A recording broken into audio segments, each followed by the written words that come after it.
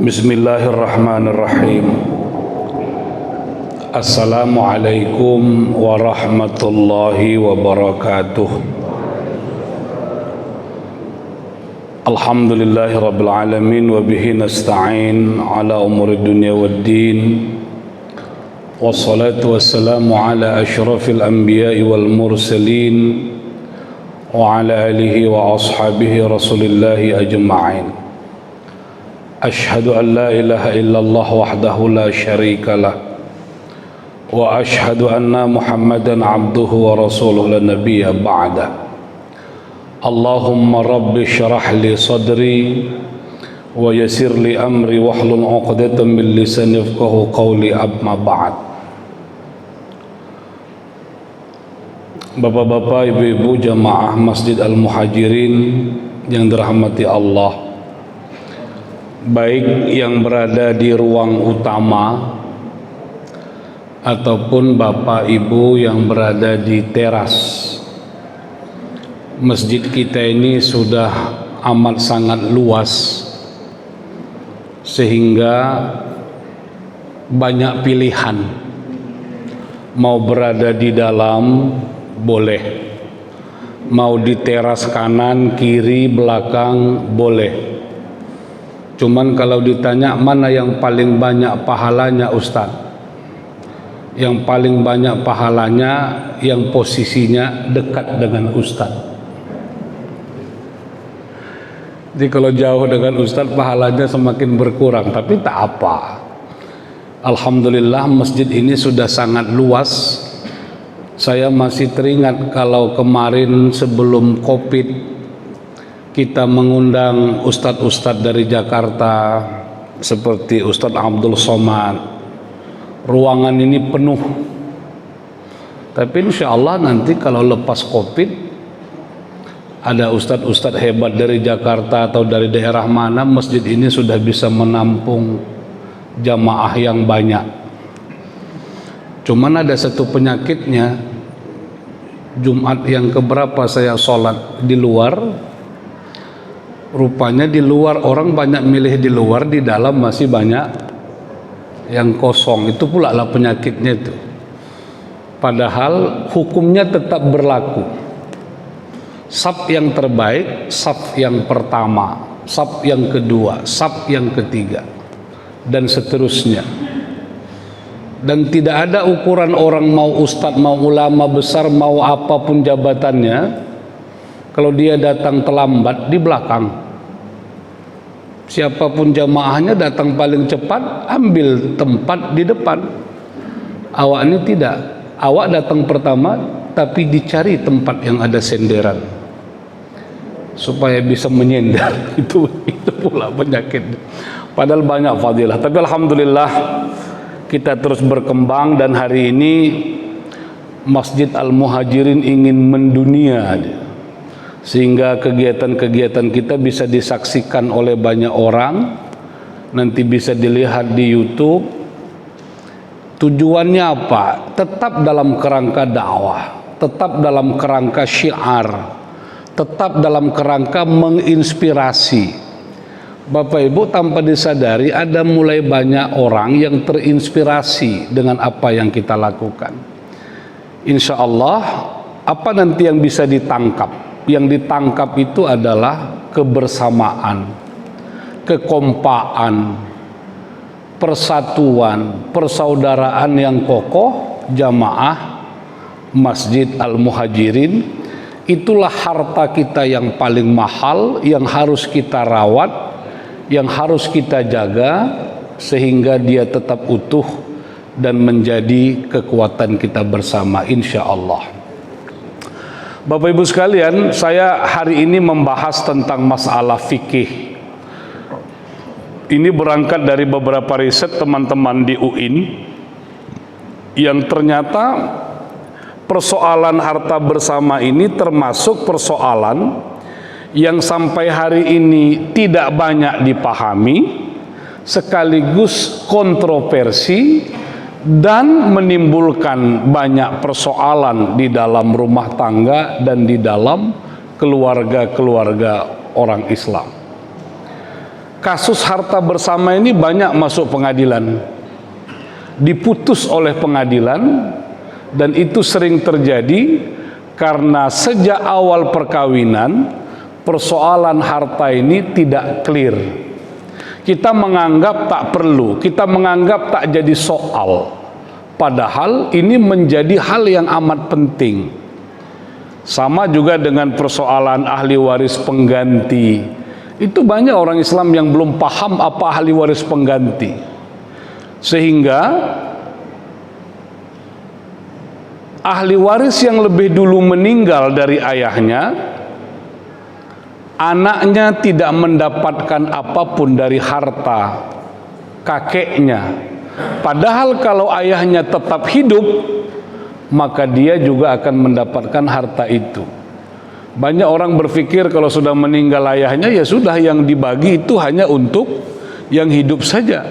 Padahal hukum kita itu sudah mengakomodir, sudah mengakui ahli waris pengganti. 5 dia bersaudara.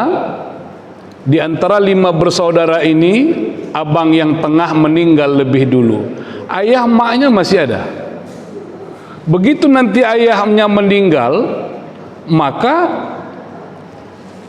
anak dari saudara tengah yang meninggal atau cucu dari ahli waris itu, dia menempati posisi ayahnya sebagai ahli waris. Walaupun bagiannya tidak boleh sama dengan pakciknya yang masih hidup, tapi dia harus dihitung. Tidak boleh dia tidak diberi, apalagi diberi hanya sebatas uang, apa itu kalau bahasa karonya itu, apa Pak Indra? Sekeleng-kelengan aja, apa namanya itu? Untuk sekedar kasih sayang aja lah, bukan itu. Dia ada haknya itu. Itu tidak bisa diterima banyak orang. Anak angkat itu mendapat wasiat wajibah sepertiga, termasuk masalah harta bersama. Oh ya, ini belum. Ya, perkawinan itu menyebabkan 3 hal ya. Akibat hukum. Pertama, hubungan suami istri yang tidak saja hubungannya menjadi halal, tapi menjadi ibadah. Bapak Ibu, tidak ada tempat beribadah yang paling luas kecuali rumah kita sendiri. Masjid ini arena ibadah, betul. Tapi kapan kita ke masjid? Pada titik itulah kita beribadah. Tapi rumah kita sendiri itu adalah arena ibadah yang luar biasa. Menyenangkan istri, menyenangkan anak, membahagiakan suami, membahagiakan anak, bersenda gurau, membuat rumah betul-betul hangat. Itu semuanya bagian dari ibadah. Baiti jannati itu membuat rumah kita itu tempat yang paling nyaman, tempat yang paling menyenangkan, itu ibadah. Karena ada perubahan setelah kita menikah, maka hubungan itu bukan saja menjadi halal dari sisi hukum, tapi apapun yang kita lakukan menjadi ibadah kita kepada Allah Subhanahu wa taala.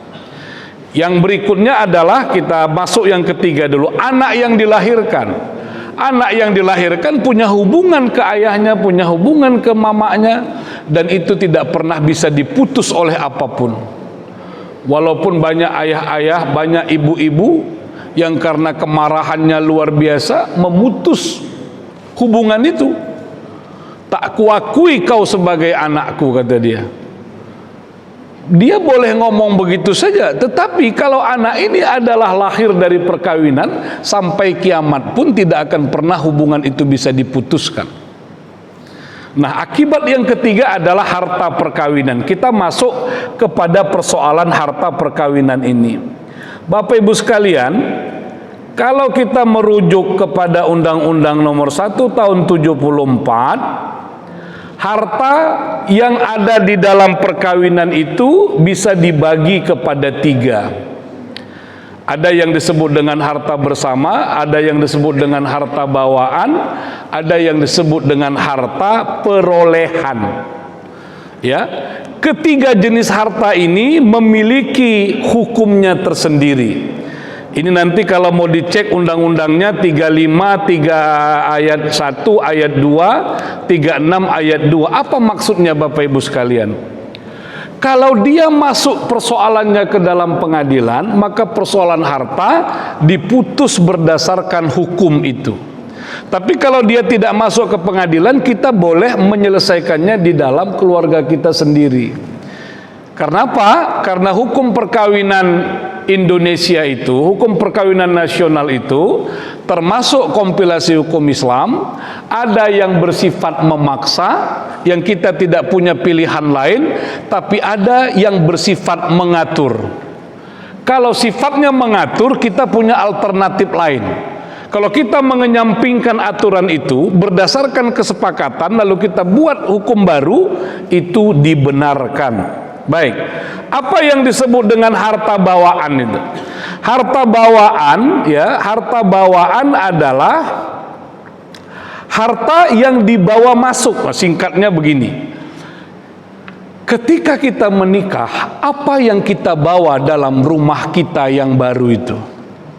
Ternyata dia bawa NMAX, ya, bawa NMAX 1, yang laki-laki nih, bawa mobil 1. Dia punya deposito sekian puluh juta. Itu yang disebut harta bawaan. Istrinya bawa apa? Istrinya bawa rantai, bawa cincin, bawa gelang. Istrinya juga punya tanah pemberian orang tuanya. Itu namanya harta bawaan. Kalau harta bawaan itu penguasaannya itu berada di tangan suami atau di tangan istri, yang pada semula itu memang tanah, itu memang harta mereka, tidak ada kaitannya dengan pasangannya sama sekali. Kalau dia bawa mobil dari sebelum dia menikah, mobil itu sudah ada, dia bawa dalam rumah tangganya, maka mobil itu tetap miliknya. Apa nanti konsekuensinya? Kalau terjadi perceraian di tengah jalan atau terjadi cerai mati, maka mobil itu tidak boleh dihitung sebagai harta bersama. Apa konsekuensinya? Mobil ini mau dia jual, mau dia sewakan, dia berhak melakukannya tanpa harus ada persetujuan istrinya. Kalau persoalan etika lain lagi Bapak Ibu. Kalau dia mau kasih tahu istrinya atau sebaliknya suaminya, silakan. Tapi wewenang itu ada pada dirinya, mau dia jual, mau dia pinjamkan, mau dia kasih, tak ada boleh yang ikut campur. Itu yang disebut dengan harta bawaan. Masalahnya Bapak Ibu, kita tidak pernah mencatat harta bawaan itu. Tradisi kita tidak pernah membuat pencatatan terhadap harta. Karena dia tidak dicatatkan, itulah nanti yang menimbulkan polemik pada saat terjadi perceraian, pada saat sang suami atau sang istri meninggal dunia. Ketika dihitung mana yang harta warisannya, mana yang harta bawaannya yang semula, akhirnya masuklah harta bawaan itu dihitung menjadi harta bersama, yang rugi adalah ahli waris yang lain. Jadi Bapak Ibu, ini penting sekali. Bisa jadi anak kita nanti mau menikah, bisa jadi cucu kita mau menikah. Kalau dia bawa banyak harta, harta itu mestinya dicatatkan supaya ada alas hukumnya. Ya, ada alas hukumnya dan tidak menimbulkan persoalan. Nah, itu yang memang kelemahan kita.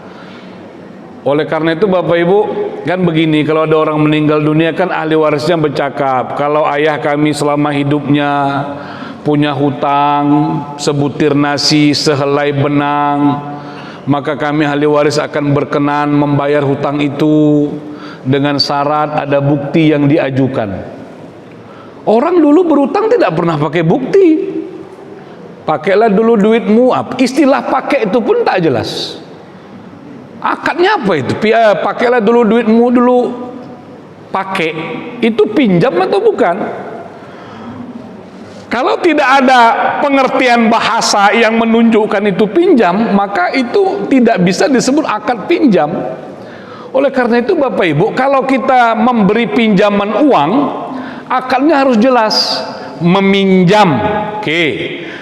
Sebagai modal mudharabah boleh. Kalau enggak nanti itu yang sering menimbulkan kekecewaan. Pakailah dulu uangmu bro, berapa? 50 juta. Dikasihlah uang 50 juta. Kita nggak pernah tanya dia pakai untuk apa uang 50 juta. Ternyata uang 50 juta yang dia pinjam dari kita, dia buat bisnis. Dari uang 50 juta dia untung 100 juta. Nanti yang 50 juta itu dia balikkan, dibawanya awak minum kopi Sangir. Hanya itu aja lah. Padahal dia udah untung 100 juta dari uang modal yang kita berikan. Oleh karena itu Bapak Ibu, kalau ada orang minjam duit apalagi modal besar, tanya, uang ini mau dipakai untuk apa? Dia bilang aku mau bayar kuliah anakku, ini sakit apa segala macam. Oke, berarti itu memang pinjaman. Tapi kalau dia bilang ada ini proyek yang sedang kukerjakan, aku perlu duit 50 juta, maka kita bilang oke, aku kasih 50 juta, kita mudharabah atau kita musyarakah. Berapa keuntungan yang mau kita bagi? 40, 60. Deal? Oke, silakan pakai jadi modal. Jadi akadnya di awal itu jelas, kalau tidak nanti itu yang awak banyak gigit jari. Pakainya duit awak tak dapat kabar. Kawan cerita, beruntung kawan tuh, untung dia 100 juta. Padahal dari uang awak dipakainya. Apa tak gigit jari kita? Jadi akad itu penting Bapak Ibu sekalian, ya, akad itu penting. Nah, kemudian apa yang kedua? Harta perolehan. Harta perolehan itu maknanya kira-kira sudah terjadi pernikahan, ya.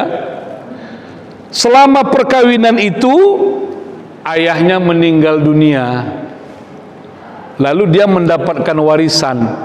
Itu juga sebenarnya mirip dengan harta bawaan, tapi diperoleh setelah ada perkawinan. Kalau yang tadi kan belum perkawinan pun harta itu sudah dibawa masuk. Ini didapat di dalam perkawinan. Bagaimana hukumnya? Harta itu tetap berada dalam kekuasaan sang suami atau istri. Pasangannya tidak boleh ikut campur. Apakah itu warisan, apakah itu hibah, itu tetap milik dia. Walaupun didapatkan di dalam perkawinan. Tapi muncul masalah, bagaimana dengan hadiah? Pertanyaannya, hadiah atas dasar apa? Kalau suaminya seorang atlet sepak bola, mendapatkan hadiah, mendapatkan bonus, itu disebut harta perolehan atau harta bersama? Harta mana Pak? Harta bersama. Karena memang kerjanya hanya sebagai atlet, itulah kerjaannya, maka kerja itu menjadi harta bersama. Tapi kalau ada warisan tidak. Nah, ini yang banyak suami atau istri tak paham tentang harta perolehan, sehingga dia masuk mempersoalkan harta suaminya itu. Saya masih ingat Bapak Ibu, cerita itu melekat kali karena memang dialami langsung. Ustadz, tolonglah selesaikan masalah warisan kami Ustadz. Kenapa? Tak selesai-selesai Ustadz. Banyak kami bertanya ke sana kemari kepada guru segala macam, namun tak tuntas. Tolong Ustadz bantu dulu. Saya bilang, apa masalahnya? Kami pun tak tahu. Nanti bisa kami udah sepakat besok berubah. Udah sepakat bisa berubah, tak jadi lagi. Saya bilang, berapa ibu bersaudara? 5 orang Ustadz. Kalau musyawarah, kalau rapat berapa orang? 10. Bah, itulah akar masalahnya, saya bilang. Maksud Ustadz, boleh saya bantu menyelesaikan masalah ini, tapi syaratnya kalau kita musyawarah jangan ada ikut suaminya, jangan ada ikut istrinya. 5 kalian saja yang datang. Terkejut orang tuh Pak, berat juga rasanya. Karena selama ini asal musyawarah suaminya ikut, istrinya ikut. Jadi 10 yang musyawarah. Akhirnya mereka setuju, berkumpullah yang 5 ini. 2 abangan laki-laki, 3 perempuan. Sebelum membagi warisan itu, apa yang saya lakukan? Yang saya lakukan, masing-masing mereka bercerita dulu, cemana dulu mereka waktu kecil. Oh, ya adik saya ini Ustaz nakal kali ini Ustaz. Oh, mencagil kalau bahasa kampungnya. Yang ini lain lagi Ustaz. Cerita udah. Udah cerita begitu, kapan orang tua meninggal, apa sakit, siapa yang merawat, cerita semua. Sama-sama kami merawatnya Ustaz. Habis cerita itu, saya minta berdoa. Salah satu berdoa, pakai bahasa Indonesia saja. Untuk orang tua. Udah selesai, cemana mau kita bagi warisan nih? Selama ini ada yang ngotot, Pak, nggak bisa Ustaz, harus 2:1 pada sebelum-sebelumnya. Pada saat itu mereka bilang, udahlah Ustaz, kami bersepakat untuk membaginya sama saja, tak beda laki-laki dengan perempuan. Deal, sepakat, selesai, beres masalah, Pak. Kenapa? Karena selama ini tukang kompornya itu ada pada istri-istri dari abangnya yang dua ini. Abang jangan mau dibagi sama, abang laki-laki, 2 bagian abang tuh banyak, kata dia. Padahal selama ini abangnya tak pala terlalu banyak berpartisipasi dalam mengurus orang tuanya. Selesai. Kenapa? Karena memang gak ada hak pasangan itu untuk ikut membicarakan harta warisan pasangannya. Itu urusan dirinya dengan keluarganya. Sudah dapat pun warisan itu tak boleh dikorek-korek harta itu, karena itu harta istri awak, harta suami awak. Kalau awak dibawanya jalan-jalan ke Lombok, syukur. Awak dibawa jalan-jalan umroh, bagus. Tapi tak boleh awak aktif meminta mengorek-ngorek harta warisan dari suami atau istri kita tuh. Karena itu memang miliknya, berada dalam penguasaannya. Itu yang disebut harta perolehan. Lalu kemudian apa yang disebut harta bersama? Ini intinya Bapak Ibu sekalian. Harta bersama adalah harta yang diperoleh sejak perkawinan sampai putusnya perkawinan yang disebabkan ada kerja. Itu yang disebut harta bersama. Ini konsep yang baru. Sebenarnya dalam fikih Islam itu, fikih Islam tidak mengenal percampuran harta. Fikih Islam itu mengenal harta yang terpisah. Seorang suami bekerja dapat harta itu miliknya mutlak. Berapa mau dia bagi kepada istrinya sebagai nafkah, terserah. Istri yang diizinkan suaminya bekerja di luar dapat harta itu menjadi milik istri. Dia berhak mengelola itu.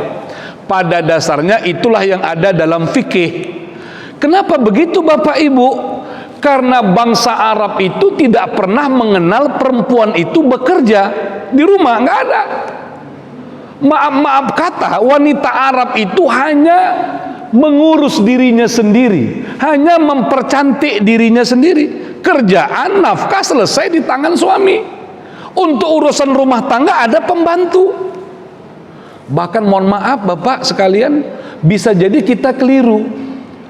Kenapa? Dalam Quran itu nanti cek kepada Tuan Imam, kalau istri kita menyusukan anak kita, kita pun harus membayar upah kepada istri kita itu. Harus minta izin. Dek, anak kita udah lahir, mohonlah ya, berkenan untuk menyusukan. Jangan kita ganti dengan susu-susu kaleng, jangan diganti dengan susu yang lain-lain.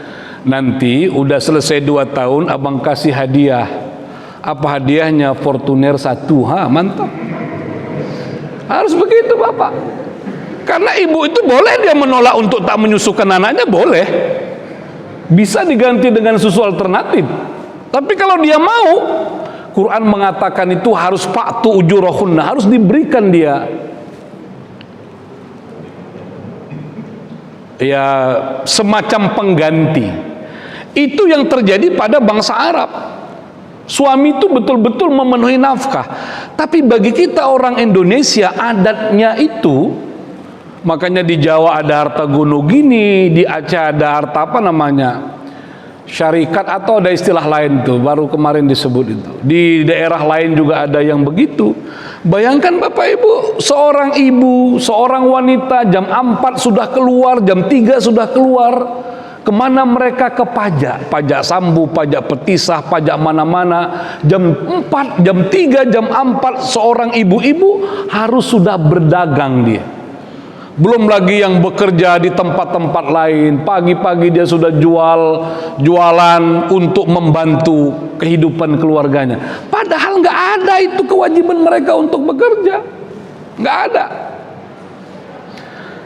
Karena itu yang menjadi realitas di masyarakat kita, ternyata istri ikut bekerja, maka mulailah difikirkan harta bersama. Lalu bagaimana yang bekerja di rumah? Yang bekerja di rumah pun dia sebenarnya bekerja. Maka kondisinya Bapak Ibu sekalian ada seperti ini. Semuanya harta bersama. Semuanya harta bersama. Suami bekerja di luar, istri ibu rumah tangga, maka istrinya itu juga dikatakan bekerja. Jangan awak bilang istri awak tak bekerja. Apa kerja istri bapak? Istriku tak bekerja, ibu rumah tangga di rumah. Itulah kerja dia itu. Itulah kerja dia. Makanya Pak, itu kan ada dulu dibilang Ustadz Zainuddin MZ, seorang penceramah yang hebat. Oh, hebat ceramah Ustadz. Iyalah, siapa dulu? Didengar oleh istrinya, sombong kalilah suamiku nih, kata dia. Mulai hari Kamis dikacaunya Pak. Biasanya hari Kamis Ustadz ini mempersiapkan materi ceramah, baik khutbah Jumat ataupun pengajian, dia siapkan. Pada hari itu mulailah dipanggilnya suaminya, bang anak kita nangis, ngurus anak, bang ini angkatkan. Akhirnya tak jadi-jadi konsep khutbah itu. Begitu besok ceramah, tidak seperti biasanya. Lupa dia kalau selama ini istrinya lah yang mengamankan rumah tangga tuh, sehingga dia bisa bekerja dengan baik. Maka istri yang bekerja di rumah sekalipun itu tetap disebut bekerja. Atau istri bekerja di luar, suaminya di rumah bekerja juga, namanya Bapak Ibu. Apa kerja suaminya? Menyapu. Apa kerja suaminya? Mencuci. Bisa-bisa apa kerja suaminya? Masak. Itu kalau terkesan begitu, adat budaya kita aja yang sudah terpatri suami itu menjadi bos. Begitu mendengar suami memasak, kita pun masa ada ya? Iya boleh. Chef-chef yang terkenal itu banyak laki-laki. Itu juga disebut bekerja. Atau suami istri bekerja di luar, ya, atau kedua-duanya membangun usaha bersama. Intinya harta bersama itu harta yang didapat sejak perkawinan sampai berpisahnya, putusnya perkawinan, yang disebabkan oleh bekerja.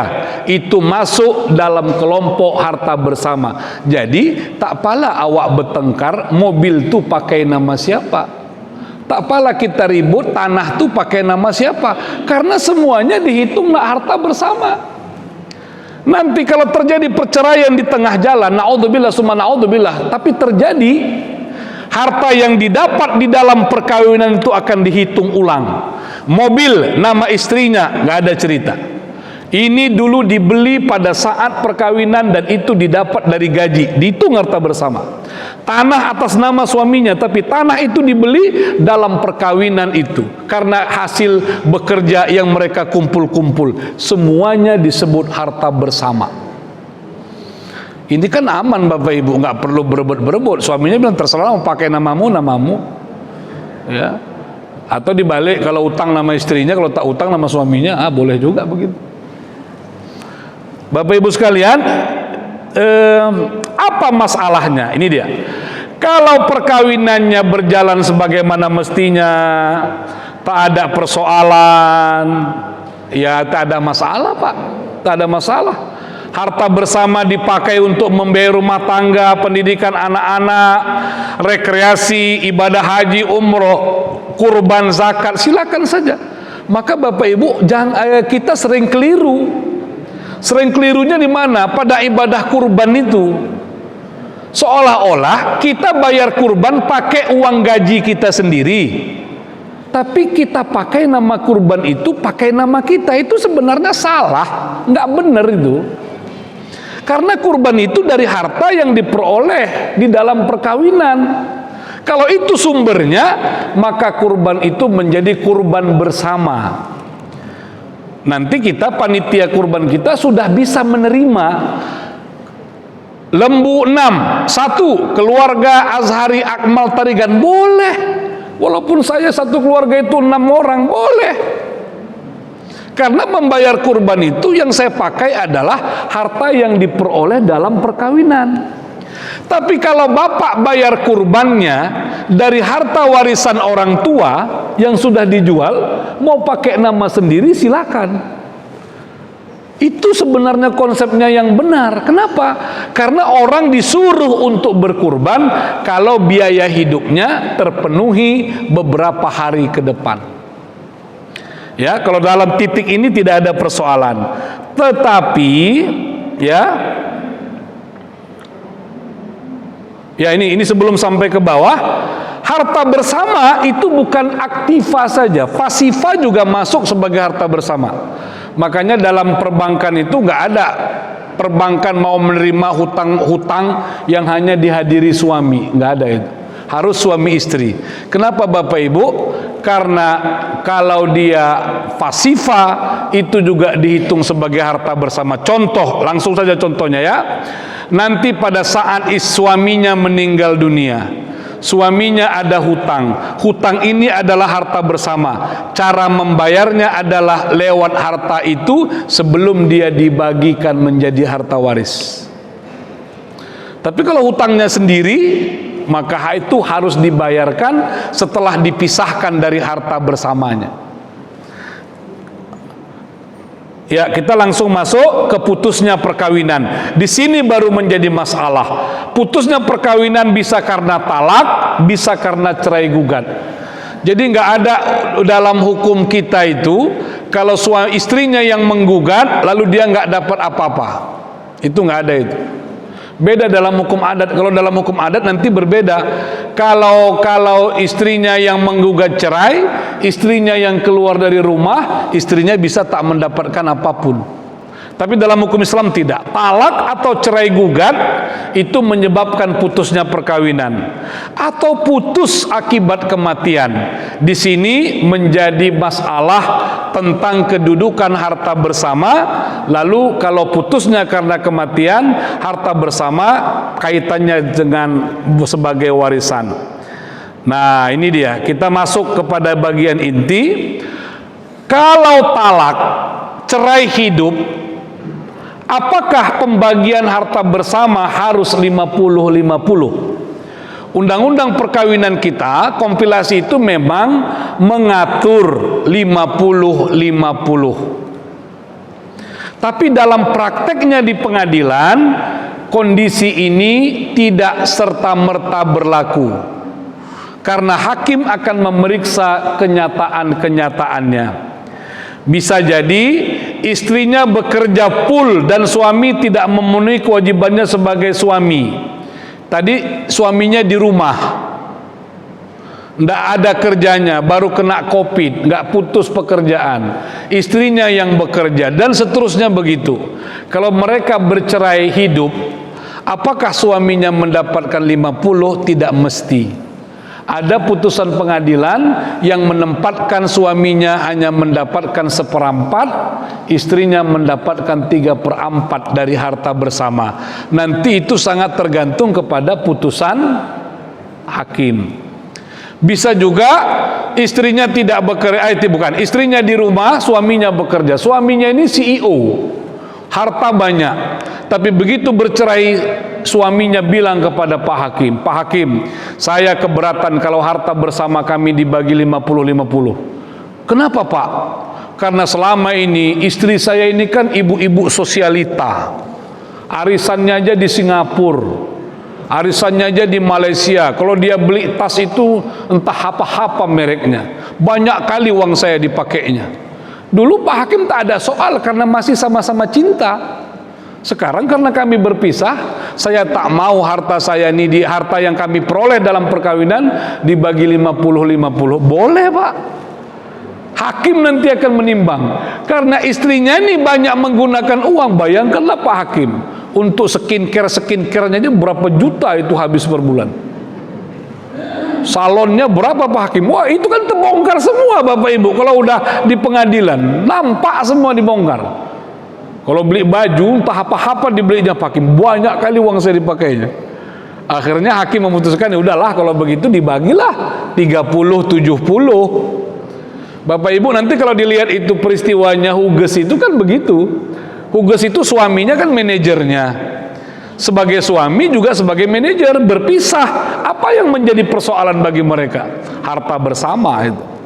Ya, istri bekerja full dan suami tidak memiliki kewajiban apa kecuali sedikit kontribusi kecil. Istrinya kita katakanlah wakil direktur, suaminya ini hanya karyawan biasa. Kalau ditengok rumahnya yang 2 tingkat yang isinya di dalam tuh, itu memang lebih banyak dari hasil gaji istrinya. Maka hal-hal begitu boleh dipertimbangkan, karena nggak bisa juga kita mengatakan setelah dalam perkawinan harta masuk menjadi harta semua bersama, itu berat juga, realitanya sulit. Nah, bagaimana penyelesaiannya? Penyelesaian harta bersama lewat pengadilan bisa, lewat musyawarah bisa. Kalau sudah lewat pengadilan, inilah nanti hakim akan menentukan bagaimana harta itu akan dibagi. Jadi Bapak Ibu, kalau perceraian karena kematian, yang dibagi itu hanya harta bersama saja. Harta bawaan, harta perolehan itu tetap menjadi miliknya siapa yang memiliki harta itu pertama sekali. Disinilah saya mengatakan pentingnya pencatatan harta bawaan, pentingnya mencatat harta perolehan. Jadi kita mulai berpikir itu nggak ada yang salah. Begitu anak kita mau menikah, kita tahu anak kita ini banyak yang kita beri harta. Dia udah punya mobil, dia punya ini, kita minta untuk dicatatkan. Kecuali ada perjanjian perkawinan yang berbeda. Kalau perjanjian perkawinannya disepakati harta bawaan akan dihitung sebagai harta bersama, silakan aja. Tapi kalau tidak dicatat, kenapa? Kita tak tahu kehidupan ini sebagaimana nanti di tengahnya. Begitu 10 tahun berjalan, putus perkawinan itu. Suaminya ini gila. Dia tahu istrinya dulu banyak bawa harta, tapi tidak tercatat. Dia panggil pengacara, dia gugat itu bahwa itu adalah harta yang mereka peroleh selama perkawinan. Istri tak bisa buat bukti apapun. Orang tua udah meninggal semua. Akhirnya dihitunglah harta bawaan itu menjadi harta bersama. Siapa yang rugi? Yang rugi adalah istrinya sendiri. Jadi Bapak Ibu, di situ pentingnya, ya sekali lagi ya, kalau perkawinannya tak ada masalah, mulus, itu tak ada soal. Tapi kalau sudah cerai hidup, nah di Medan ini saya baru dapat kasus karena saya sedang meneliti itu. Aduh, itu luar biasa Pak. Karena suaminya ini begini, ceritanya begini. Suaminya, mohon maaf ya, ini karena kasus hukum saya ceritakan. Suaminya ini mau kawin lagi. Harta banyak, usaha banyak, wajar kalau dia mau kawin lagi. Tak tahu kita soal kenapa. Istrinya yang pertama mengatakan, aku tidak setuju abang kawin lagi. Kalau kawin lagi, kita cerai, kita putus. Entah kenapa maksudnya putus itu, apakah mau mendapatkan harta itu? Karena orang sekarang berstrategi Pak. Makanya kita jadi laki-laki jangan kaya-kaya kali, biasa-biasa aja. Biasa-biasa aja. Kalau tengoknya banyak usahawan, tapi kan tak ada di sini, di luar sananya itu. Dia nuntut putus, ada pintu masuk. Ternyata Bapak Ibu dalam pembagian harta bersama dia dapat 3 usaha.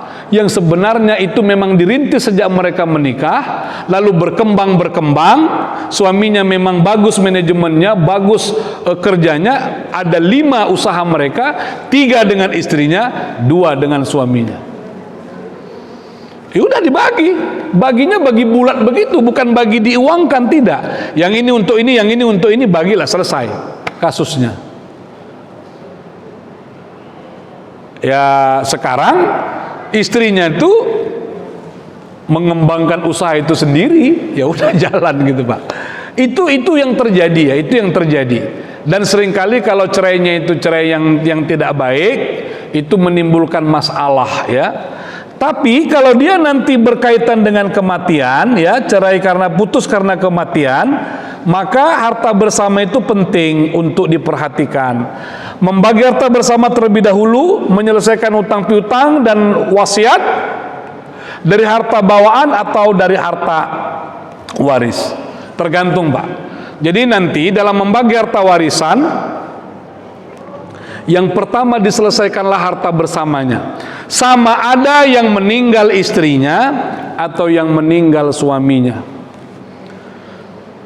Oleh karena itu bapak-bapak sekalian, ibu-ibu, memang tidak boleh menyelesaikan harta warisan berlarut-larut. Karena bidang saya sebenarnya hukum keluarga, sering mendapat banyak kasus. Ada lagi cerita kemarin, waduh itu ribut, berat sekali menyelesaikannya. Meninggallah suaminya, tinggallah istrinya punya anak 3, anak kecil-kecil, suaminya punya harta. Tapi istrinya tidak menyelesaikan harta itu ke notaris untuk anak-anaknya. Namanya lah istri masih muda, walaupun usia sudah 40, pengen pula lah nikah lagi. Nikahlah dengan seorang pria, lalu yang diolah adalah harta peninggalan suaminya. Kira-kira 6 bulan berikutnya, ya 6 bulan atau setahun lah itu dari kematian suaminya, meninggal pula lah istrinya. Timbullah persoalan bagaimana kaitannya dengan harta itu.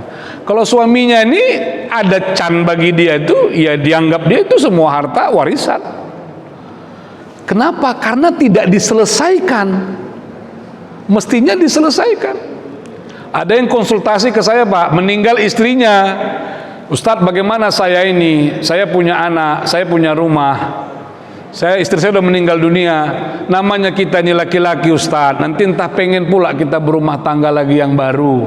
Apa saran Ustadz? Saran saya, Bapak selesaikan warisan anak-anak ini semua. Bapak hanya pegang harta yang milik Bapak. Rumah ini bagaimana? Rumah ini kalau dibagi, kalau tidak, buat perjanjian lebih awal. Sehingga kalau terjadi sesuatu nanti di belakang hari, anak-anak Bapak sudah pegang, walaupun tidak terbagi, tapi harta itu jelas secara hukum milik mereka, warisan dari ibunya. Bapak Ibu, itulah namanya antisipasi, karena kalau sudah masalah harta ini orang semuanya gelap mata. Ya, gelap mata. Jika hutang menjadi kalau dia hutangnya bersama, maka dikeluarkan pembayarannya dari harta bersama. Harta bersama kaitannya dengan harta waris. Pembagian harta bersama dan harta waris pasca wafatnya salah satu pihak relatif lebih mudah penyelesaiannya. Ini tak ada masalah. Kalau yang meninggal ini suaminya, yang tinggal istrinya, punya anak, dan ini adalah ibu kandung dari anak-anaknya, itu nggak ada masalah, Pak. Anak-anak pun akan rela itu. Dibagi pun harta bersama 50% untuk emaknya, mereka tak keberatan. Kenapa? Kalau nanti emaknya meninggal dunia, harta itu pun milik orang, tak ada soal. Tapi sekali lagi, ada banyak kasus ibu yang kedua, ada pula ibu yang ketiga, itu cemana membagi harta bersamanya itu. Makanya Bapak Ibu sekalian, nanti dalam penghitungannya itu, ini dia harta bersama dalam perkawinan poligini. Bukan poligami, Pak. Poligami itu adalah orang yang memiliki lebih dari satu pasangan. Kalau seorang suami lebih dari satu istri, namanya poligini. Kalau dia lebih dari satu suami, namanya poliandri. Nah, di dalam poligami dimungkinkan terjadinya percampuran harta bersama. Istri pertama, istri kedua, sampai 4. Ini kan jadi masalah.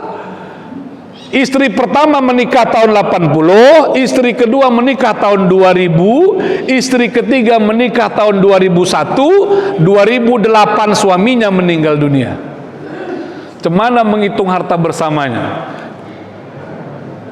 Maka dihitung pembagian harta bersama istri pertama tidak sama dengan istri kedua, tidak sama dengan istri ketiga. Istri yang pertama dia mendapatkan penuh 50-50 pada perkawinan tahun 80 itu atau 90 itu sampai tahun 2000. Tahun 2000 sekian istri pertama sudah mendapat sebagian sepertiga dari harta bersama. Dan perkawinan yang ketiga dia sudah mendapatkan bagian seperempat. Istri yang paling muda, dia hanya mendapatkan harta bersama dari tahun 2010 misalnya sampai 2018, hanya 8 tahun. Istri yang pertama hidup 30 tahun, maka harta bersama yang dia dapatkan selama 30 tahun itu. Yang pusing itu kan hakimnya yang membagi itu. Cemana bagi ini? Banyak kali ini katanya. Memisah-misah itu. Itulah persoalan Bapak Ibu sekalian. ya. Nah, itu memang begitu hukumnya. Terakhir, nah ini harta bersama dalam hukum Islam. Tadi sudah saya katakan, kalaupun dalam fikih tidak ada diatur eksplisit, tapi hari ini mujtahid telah menemukan satu konsep yang disebut dengan syirkah abdan mufawwadah. Itu konsepnya. Jadi kita Bapak Ibu dalam rumah tangga itu sebenarnya bekerja sama mencari harta untuk kehidupan kita bersama pula.